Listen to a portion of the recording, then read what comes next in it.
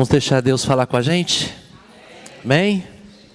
Glória a Deus. Abra a palavra do Senhor, Atos 16, na continuação dos nossos estudos, do estudo da palavra do Senhor, de edificação, expositivamente. Eu gosto demais, irmãos, de pregação em série. Gosto mesmo, porque a gente vai acompanhando, a gente vai crescendo, a gente descobre coisas que às vezes a gente não consegue perceber, mas quando de uma forma expositiva, como nós estamos fazendo em série, e principalmente depois que nós temos nossos pequenos grupos, nossos debates, quanta coisa Deus fala, Deus mostra, faz a gente relembrar, graças a Deus. Hoje nós vamos falar sobre alegria no sofrimento. Semana passada nós estudamos Atos 15, o que é necessário aos convertidos, o primeiro concílio da história da igreja, o concílio de Jerusalém. E hoje a gente vai continuando. Terminou ali o concílio, eles foram para Antioquia, deram aqueles recados lá para a igreja, leram a carta, e a recomendação dos apóstolos, a decisão do concílio, e agora eles começam a segunda viagem missionária. A segunda viagem missionária, nós estamos na segunda viagem missionária de Paulo, e ali juntamente com a comitiva missionária, né, ali da igreja, né, sabendo que saíram da cidade de Antioquia, o Espírito Santo se separou. Agora nessa segunda viagem, eles não estão mais com Paulo e Barnabé que prosseguem nessa viagem, mas agora Paulo e Silas, liderança principal, claro que havia outras pessoas, e eles continuam. E é claro, eles vão para outras cidades aonde eles haviam passado e novamente levando o resultado do concílio. Vamos ver Atos 16 aí, abra a Bíblia, se estiver com o teu celular aí também, você pode acompanhar o texto da palavra do Senhor, né? E nas viagens, olha o versículo 4, nas cidades por onde passavam, transmitiam as decisões tomadas pelos apóstolos e presbíteros em Jerusalém, para que fossem obedecidas. Olha como obedece quando tem recomendação bíblica, quando a gente valoriza a doutrina, valoriza as coisas certas. Olha o versículo 5. Assim, as igrejas eram fortalecidas na fé e cresciam em número cada dia. Então, irmãos, organização, seriedade, doutrina, essas coisas faz bem para a gente. Faz muito bem quando a gente relembra princípios, valores, coisas que nós temos que obedecer, permanecer firme no Senhor. Então, eles passaram por aquele lugar, a última região que eles passaram, com certeza foi a região da Galácia, e chegaram num lugar, numa divisa que dava entre a Europa e a Ásia. E Paulo e a comitiva missionária, eles queriam continuar na Ásia. Vamos continuar, vamos ver o que a palavra do Senhor diz para nós, né? Versículo 6. Paulo e seus companheiros viajaram pela região da Frígia e da Galácia, tendo sido impedidos pelo Espírito Santo de pregar a palavra na província da Ásia. Olha o versículo 7. Quando chegaram à fronteira da Mísia, tentaram entrar na Bitínia, mas o Espírito de Jesus os impediu. Espírito Santo, às vezes o Espírito Santo tem vários nomes, né? Espírito da glória, Espírito de Cristo, Espírito do Senhor, Espírito de Deus, Espírito Santo, né?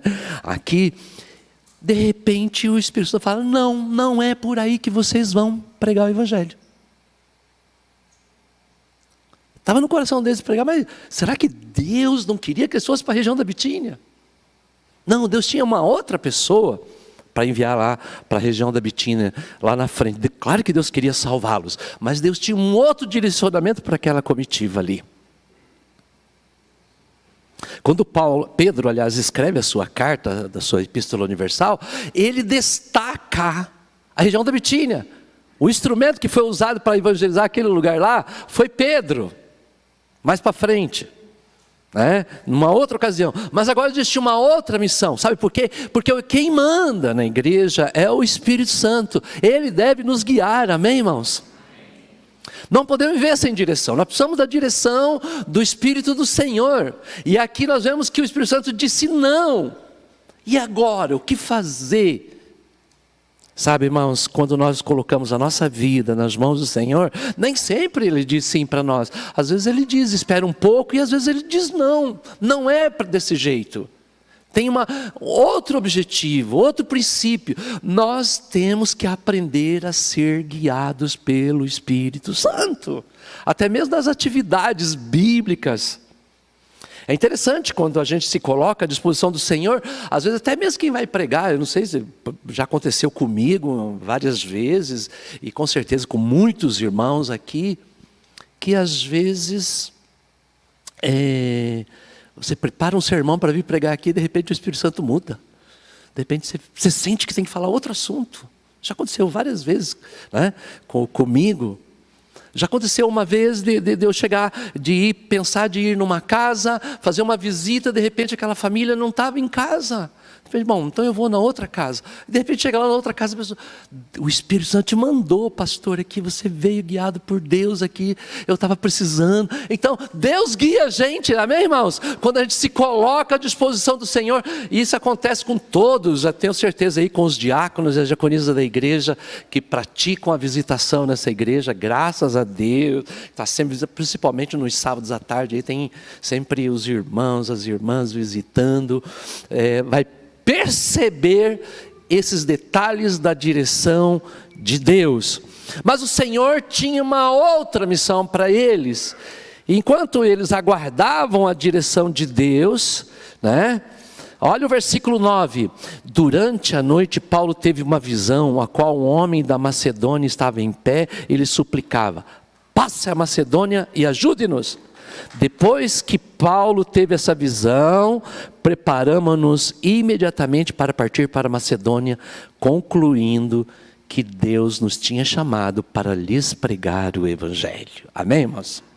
Deus não queria que isso fosse para a região da Ásia, mas que ele fosse já para a Europa, né? Macedônia, Grécia, uma parte mais pobre da Grécia, já é na Europa. A Grécia é na Europa. E ali, irmãos, o Senhor chamou eles. Eu queria chamar a atenção de vocês um outro detalhezinho, que agora, aqui a partir desse momento, a comitiva missionária ganha uma pessoa muito especial. O autor do Evangelho de Lucas, do Evangelho, né, que é Lucas, e que é o mesmo autor de Atos dos Apóstolos. Lucas agora, ele vai integrar, ele deixa de falar, eles foram, para colocar, nós navegamos, nós fomos, nós decidimos, e ele está junto. E esse Lucas vai ser muito importante, era um médico que escreveu tanto o Evangelho como o livro de Atos dos Apóstolos, e ele foi, na verdade, o grande amigo de Paulo. Quando Paulo escreve a sua segunda carta a Timóteo, e ele está no calabouço, ele já está julgado, condenado, estava prestes a ser decapitado. Ele escreve para Timóteo e fala assim, todos me abandonaram, só Lucas está comigo. Sabe o que isso significa, irmãos? Amigo de verdade. Dentro da igreja, nós precisamos de amizade, nós precisamos de amigos, mas amigos de verdade, que sofre com a gente, que ora com a gente, que ajuda a gente. Nós precisamos uns dos outros, irmãos. A gente não foi feito para viver sozinho, a gente foi feito para... E a igreja do Senhor é o corpo de Cristo, que nós precisamos caminhar juntos, e esse Lucas agora vai acompanhar. Paulo tem uma visão de um varão macedônio, que ele faz? Né? Versículo 10 fala assim: preparando-nos imediatamente. Pronto, ordem dada, é para ser cumprida, vamos pregar o Evangelho lá então aonde Deus está nos chamando. Partindo de Troade, olha o versículo 11, navegamos, olha aí Lucas aí junto, navegamos, agora está junto, na primeira pessoa do singular. Navegamos diretamente para Samotrace, no dia seguinte para Neápolis, dali partimos para Filipos, na Macedônia, que é a colônia romana e a principal cidade daquele distrito, ali ficamos vários dias. No sábado, saímos e fomos para a beira do rio, onde esperávamos encontrar um lugar de oração. O que você imagina na fundação de uma igreja? O que você imagina se você fosse participar da inauguração da igreja? Muita música, muito louvor, um coquetel, né? Quibezinho, coxinha, refrigerante. O que você imagina, né? Nós vamos ver agora a fundação de uma igreja, irmãos, que não tem nenhuma festa, mas tem gente séria, gente comprometida com a oração. Na cidade de Filipos não tinha mais que 10 judeus homens. Se tivesse, eles teriam uma sinagoga. Mas e aí? Chega no dia do Senhor, no sábado, não tinha sinagoga, mas eles souberam que eles se reuniam na beira do rio, certamente debaixo de umas árvores, e era lugar de oração. Você quer pregar o Evangelho? Comece com oração. Quer pregar para o seu vizinho? Comece com oração. Quer pregar para um parente seu? Cubra ele de oração. Quer pregar lá no seu local de trabalho? Ore pelo seu local de trabalho. Quer pregar numa sala de aula? Ore pelos seus alunos ou pelos seus colegas de aula.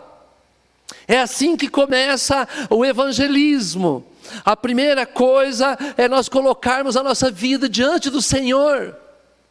E é claro, nós precisamos praticar o evangelismo. Dá uma olhada no versículo 13. Novamente. No sábado, saímos da cidade e fomos para a beira do rio, onde esperávamos encontrar um lugar de oração. Deixa eu enfatizar um outro detalhe, que muitas pessoas dizem até mesmo que a gente guarda o sábado. Paulo aqui, na verdade, ele aproveitava só a sinagoga no sábado. Aqui não tinha sinagoga e no dia do Senhor ele fabricava a tenda, mas no dia do Senhor ele pregava o Evangelho, tá, irmãos? Ele guardava, ele observava o dia do Senhor. Quão importante é também para a nossa vida de adoração. Não precisa ser um peso, um fardo, né? O dia do Senhor não pode ser uma coisa simplesmente de forma religiosa, mas pode ser espontâneo, pode ser leve, pode ser gostoso. Eu amo o dia do Senhor, amém, irmãos? Eu amo observar o dia de sábado, obedecer a palavra do Senhor, estar na presença do Senhor, e faz muita falta quando a gente não pode congregar no dia do Senhor. Então eles foram lá, a parte B do versículo diz assim: sentamo-nos e começamos a conversar com as mulheres que haviam se reunido ali. Sabe o que é evangelismo? Evangelismo é conversa, irmãos. Às vezes a gente fica imaginando assim, para mim evangelizar precisa de uma postura, eu preciso dá licença, agora eu vou falar uma coisa, eu vou pregar o Evangelho e tal, né? Não, irmãos, evangelismo ele pode ser mais leve, pode ser mais solto. A igreja aqui, irmãos, era espontânea. Evangelismo não é nenhuma imposição, uma coisa pesada. Não pode ser desse jeito, irmãos. Evangelho não pode ser assim. Servir ao Senhor também não pode ser um fardo, alguma coisa, sabe, extremamente religiosa. A vida cristã pode ser leve, pode ser solta. Evangelismo e discipulado também tem que ser dessa forma. Por isso que pequeno grupo é gostoso, né? Inclusive estava formando um pequeno grupo lá na casa da Tati, do Paulinho, nas terças-feiras presenciais de casais, um grupo misto.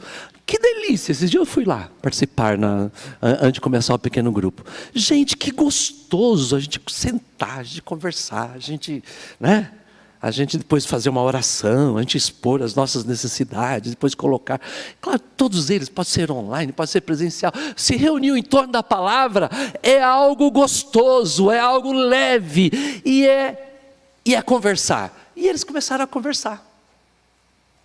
E aí, tudo bem? A gente não tem o jeito que foi, mas com certeza cumprimentaram uns aos outros. E depois entraram no assunto. Temos uma coisa muito importante para falar de vocês. O que é evangelismo? Evangelho ou evangelismo. Falar a boa notícia. Evangelho é boas notícias. Contar a boa notícia. E qual que é a maior e mais urgente notícia do mundo? Jesus é o único e suficiente Salvador. Deus tem propósito na vida de vocês. Deus ama vocês. Deus quer resgatar vocês. Deus quer escrever o nome no livro da vida. Deus tem, sabe, irmãos, isso é evangelismo. E certamente foi isso que eles falaram. E aconteceu uma coisa ali. Versículo 14. Uma das que eu vi era uma mulher temente a Deus chamada Lídia, vendedora de tecido de púrpura da cidade de Tiatira. O Senhor abriu o seu coração para entender a mensagem de Paulo. O mesmo Espírito Santo que não quis que eles fossem lá para a região da Bitínia, da Ásia, agora ali na cidade de Filipos, ele abre o entendimento das pessoas. Quem convence a pessoa do pecado, da justiça e do juízo é o Espírito Santo. É Ele que tem a chave para abrir a mente das pessoas e o coração das pessoas. Inclusive o nosso coração, para entender a palavra de Deus, o recado de Deus. E o Espírito Santo trabalhou aqui no coração deles e abriu o entendimento de Lídia para ela entender a boa notícia, o evangelho, o propósito de Deus. Irmãos, fala a palavra, a tua obrigação. A gente não tem como entrar no coração das pessoas. Às vezes dá vontade de entrar na cabeça da pessoa. Como é que essa pessoa não entende? Não consegue entender Jesus, não consegue entender o evangelho, não consegue entender as boas novas, não consegue entender isso. Mas quem abre é o Espírito Santo de Deus. A você cabe falar, amém, irmãos? E deixa as coisas, deixa que o Espírito Santo vai convencendo as pessoas. E aí, olha o que aconteceu. Deus abriu o coração dela, no versículo 14, no versículo 15. Tendo sido batizada, bem como os da sua casa, ela os convidou dizendo: se os senhores me consideram uma crente no Senhor, venha ficar na minha casa. E nos convenceu. Essa Lídia aqui, irmãos, ela não fez um convitezinho assim para a comitiva ali apostólica missionária. Ela intimou. Né? Se você quiser, você pode vir aqui na minha casa. Não, eu faço questão que vocês vão para a minha casa. Duas coisas que eu queria enfatizar. Primeiro, que ela creu, recebeu o evangelho e foi batizada. Parece que o batismo também, a pregação e o batismo em Atos dos Apóstolos é uma coisa mais leve, mais solta, porque a gente fica imaginando, eu tenho que melhorar a minha vida. Não vamos ter batismo agora, dia 29. Ai, meu Deus do céu, eu tenho que acertar. Parece que fica uma coisa pesada, eu preciso sentir no meu coração. Não, você não precisa sentir nada não, irmão, você precisa obedecer. Quem crê e for batizado, será salvo, amém, irmão? Se a gente esperar sentir, a gente não vai sentir, não vai arrepiar, não vai dar arrepio para a gente batizar, não, nem arrepio para assistir Santa Ceia, não, para tomar Santa Ceia. Dia 30 tem Santa Ceia aqui na igreja, é pegar e vir para a igreja e pronto, irmão. Amém, irmãos? Você é crente no Senhor Jesus? Venha para a ceia. né? Batismo é uma questão de obediência ao Senhor. Lídia se batizou. Em segundo lugar, o coração dela foi mudado. E quando a gente tem o coração mudado, a gente quer ajudar os outros, né? Ela, da cidade de Tiatira, lugar que tingia muitos tecidos, e ela era uma representante ali, certamente tinha uma condição, porque púrpura é um tecido muito valioso na época, e ela recebeu, todos ficaram ali na casa dela, convenceu ele, não abriu mão, vocês vão para minha casa agora. Assim começou, a Lídia é a primeira convertida. Mas é interessante que aconteceu, agora vai acontecer a segunda conversão. Olha o versículo 16. Certo dia, indo nós para o lugar de oração, encontramos uma escrava que tinha um espírito pelo qual predizia o futuro. E ela ganhava muito dinheiro para os seus senhores com adivinhação. Essa moça seguia Paulo e a nós gritando: esses homens são servos do Deus Altíssimo e anunciam o caminho da salvação. Que palavras bonitas, não é verdade, irmãos? Esses homens são servos do Deus Altíssimo e anunciam o caminho da salvação. Palavra bonita. Mas quem estava por detrás? Era o bem ou era o mal? Era o mal, irmãos. Era o mal. Não era o bem, não. O inimigo, ele está sempre querendo atrapalhar os caminhos do Senhor. E às vezes usa palavras bonitas. Logo quando eu me converti, uma vez eu fui fazer uma visita com uma pessoa, com um irmão da igreja, fazer uma visita com uma pessoa interessada. E naquele dia eu tive a primeira experiência com esse negócio assim, sabe, irmãos? Espiritual assim que... Chegamos na casa, a mulher olhou para mim e falou assim: olha, vocês estão aqui na minha casa, mas eu estou vendo uma luzinha em cima de você. Falou para mim. Disse que estava vendo uma luzinha em cima de mim. Na hora eu achei meio esquisito, falei, bom, tá bom. Eu olhei para cima para ver se tinha uma luzinha, não vi a luzinha, mas ela falou que estava vendo uma luzinha, tá bom. Mas na hora da oração, não é que a mulher ficou perturbada, caiu endemoniada? Aí depois o irmão falou assim para mim, ó, abre os olhos, preste atenção, que às vezes nem toda palavra bonita, nem Jesus falou, nem tudo que me diz Senhor, Senhor entrará no reino dos céus. Tem muita coisa que às vezes pode esconder um ataque maligno. E Paulo interpretou isso claramente. Ela continuou fazendo isso por muitos dias, finalmente Paulo ficou indignado. Voltou-se e disse ao Espírito: em nome de Jesus Cristo, eu ordeno que saia dela. Porque é no nome de Jesus mesmo, irmãos. Não precisa colocar objeto, não precisa jogar água, nada disso. Obedecer, acender vela, colocar na mão da pessoa, é no nome de Jesus, amém, irmãos? Não é cruz, não é sinal de cruz, não é sal grosso. É no nome de Jesus Cristo. E no mesmo instante o Espírito a deixou. Porque quem tem a autoridade do nome de Jesus, amém, irmãos? Glória a Deus. Mas continuando a nossa historiazinha, né? Olha o que aconteceu ali, irmãos. Olha o versículo 19, percebendo que a sua esperança de lucro tinha se acabado, os donos da escrava agarraram Paulo e Silas, o arrastaram para a praça principal diante das autoridades. E levando-os aos magistrados disseram: estes homens são judeus, estão perturbando a nossa cidade, propagando costumes que a nós romanos não é permitido aceitar nem praticar. Mentira, irmãos. Eles não estavam incomodados por causa da pregação do evangelho, que tinha gente se convertendo, porque estava falando, Paulo não estava impondo costume nenhum. É que eles tiveram prejuízo. E agora, irmãos, na verdade era o vil metal que estava ali atrapalhando, né, a vida deles. E então eles trouxeram perante os magistrados. E aconteceu uma coisa muito dolorida. Olha o que diz o versículo 21, versículo 22, aliás. A multidão ajuntou-se contra Paulo e Silas, e os magistrados ordenaram que tirassem as roupas e fossem açoitados. E depois de serem severamente açoitados, foram lançados na prisão.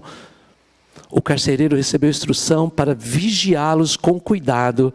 Tendo recebido tais ordens, ele lançou no cárcere interior e lhes prendeu os pés no tronco. Foram açoitados com vara.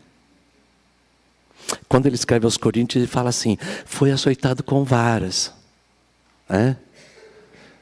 Sabe quantos? Para não colocar 40, eles tiravam uma, batia só 39. Eles ficaram com as costas todas feridas. Não bastasse terem apanhado, porque libertaram uma pessoa da escravidão espiritual, eles foram lançados no cárcere, dentro de uma cela, e como se não bastasse, foram com os pés presos no tronco, acorrentados. Certamente eles vão chorar, eles vão gritar, eles vão ficar falando para Deus: Deus, que adiantou te seguir, que adiantou ir na igreja, que adiantou eu me batizar, que adiantou eu tomar Santa Ceia, agora eu estou passando por isso. Foi assim que eles reagiram, irmãos? Porque você já reparou que nós temos uma diferença muito grande com eles aqui?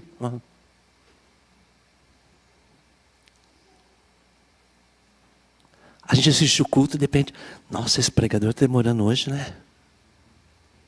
Nossa, o pastor da igreja. Não...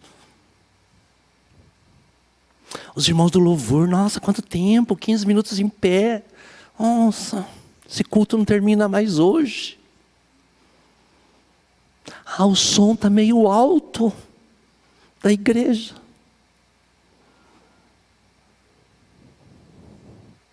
Você reparou que o presbítero lá, ele falou uma palavrinha errada, ele conjugou um verbo errado.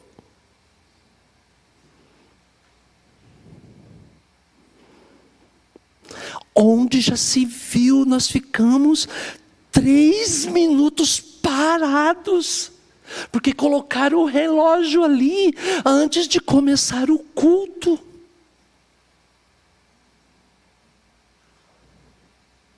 Mas eu acho a minha igreja muito fria, principalmente os bancos da frente, porque quando entra aquele vento ali, gela minhas pernas, eu não aguento.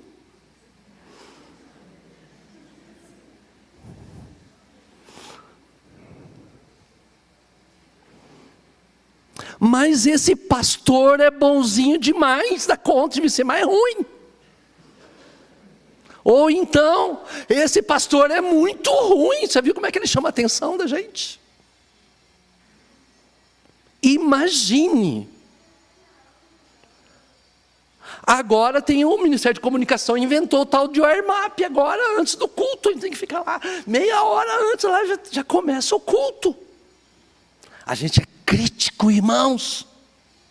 A gente é crítico com as coisas da igreja, a gente é crítico com a lição, a gente é crítico com o tema da mensagem. E é muito fácil falar a igreja, a igreja, a igreja, a igreja. Paulo e Silas não tinha, as costas estavam doendo, os pés estavam no tronco.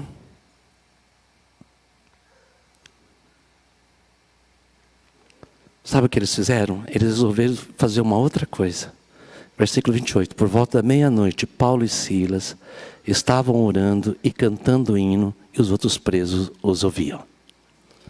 Louvor, amém, irmãos? Adoração, glória a Deus, motivo para adorar a Deus, para exaltar o nome do Senhor, nosso Deus. Motivos para adorar a Deus. O que te rouba a tua adoração, irmãos? O que te tira do sério? O que rouba a tua alegria, a tua vontade de celebração? A mensagem de hoje a gente está falando de alegria no sofrimento. Eles não encontraram motivo para ficar triste, para ficar com dó de si mesmo, com autopiedade. Eles resolveram louvar, glorificar e adorar a Deus, a servir a Deus com alegria, a bendizer o nome do Senhor. Tem algumas coisas na Bíblia assim que eu encontro Irmãos, que eu fico uma formiguinha diante de certos adoradores da Bíblia. Abacuque é capítulo 3 lá, a partir do versículo 17 lá, 19, até o 19. Ainda que a figueira não floresça, ainda que a produto da oliveira minta, ainda que as ovelhas sejam arrebatadas, ainda no currais não haja vaca, eu me alegrarei no Senhor, exultarei no Deus da minha salvação. E depois, se você ler o texto, ele fala assim: para o instrumento de 10 cordas. Era o instrumento mais especial da época. A mesma coisa de alguém escrever um cântico que fala assim: para o Léo tocar no MODX8 e amarra da igreja. Para solo especial do tom na guitarra. Mais ou menos isso que, quando olho esses detalhezinhos, quando ele coloca lá para o saltério de 10 cordas, eu falo: meu Deus do céu. Ele está falando de falência financeira, tudo, e fala assim: e eu vou me alegrar, eu escolhi alegrar no Senhor, a exaltar no Senhor. E fala: Deus faz os meus pés como o da corça, o animal que sobe a montanha correndo. Outro texto outro adorador que me desmonta, me nocauteia. Todas as vezes, quando vai para chegando na época da ceia, eu leio esses textos. Quando Jesus termina a ceia e fala assim: e tendo cantado o hino, foram para o Monte das Oliveiras. Gente, eu me desmonto. Porque Jesus vai ser traído, vai ser vendido, vai transpirar gotas de sangue, alguém vai dar um beijo falso dele, ele vai morrer no outro dia, e ele escolhe cantar, louvar o Senhor. E outro que me desmonta é esse Paulo e Silas, faz eu chorar, muitas vezes já chorei com esse texto. Que ao invés de reclamar, escolheram louvar, exaltar, bendizer, servir a Deus, não olhar circunstância, não olhar sofrimento, não olhar a dor, não olhar essa cadeia está fria, mas ali tinha gente, e a Bíblia fala que os outros presos estavam escutando, assustados. Como é que esses homens que ao invés de reclamar, ao invés de murmurar, ao invés de praguejar, estão louvando, estão orando. Um orava, outro cantava, era salmo, era hino, era cântico, era oração, era intercessão, e as pessoas estavam ouvindo. E é claro que vai acontecer um milagre, porque quando homens e mulheres adoram, escolhem louvar a Deus, as coisas boas acontecem. Versículo 26, e de repente houve um terremoto tão violento, que os alicerces da prisão foram abalados, imediatamente todas as portas se abriram, e as correntes de todos se soltaram. Aleluia, glória a Deus. Corrente se solta, irmãos. Cadê esse? Porta se abre quando nós escolhemos adorar a Deus, quando nós escolhemos servir ao Senhor, quando nós escolhemos exaltar a Deus, quando nós escolhemos nos encurvar diante do Senhor e agradecer a Deus por todas as coisas, ter um coração agradecido e entender que mesmo na dor tem uma lição importante para nós.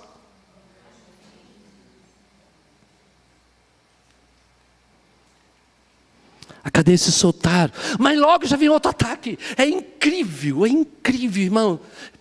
A gente cita essas coisas para você ficar esperto, irmão. Acontece uma coisa boa, fica folgadão. Os momentos de vitória, nós temos que tomar muito cuidado. Aconteceu o terremoto, aconteceu tudo. Será que está tudo bem? Não, dá uma olhadinha na sequência do versículo, que você vai ver um negócio acontecendo aí. Versículo 27, o carcereiro acordou e vendo as portas abertas da prisão, desembainhou sua espada para se matar, porque pensava que os presos tinham fugido. Naquele tempo, o carcereiro que deixasse alguém escapar era morto, pagava com a sua própria vida, então ele quis se matar, cometer aí um suicídio, irmãos. Mas versículo 28, mas Paulo gritou: não faça isso, estamos aqui, nós não vamos fugir, nós não temos razão para ficar fugindo, nós estamos aqui, ninguém escapou não. E aí olha o que acontece, irmãos, na continuação. O carcereiro pediu luz, entrou correndo e trêmulo postrou-se diante de Paulo e Silas. E certamente ele ouviu eles orando e cantando, e faz a pergunta para eles: senhores, o que devo fazer para ser salvo? é a pergunta mais importante que alguém pode fazer. O que é necessário para me salvar?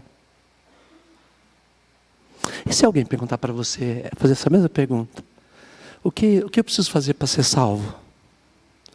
Opa, dá licença, eu vou compartilhar o WhatsApp do pastor para você. É assim que você age? Só um pouquinho, eu vou chamar um presbítero da igreja para te responder.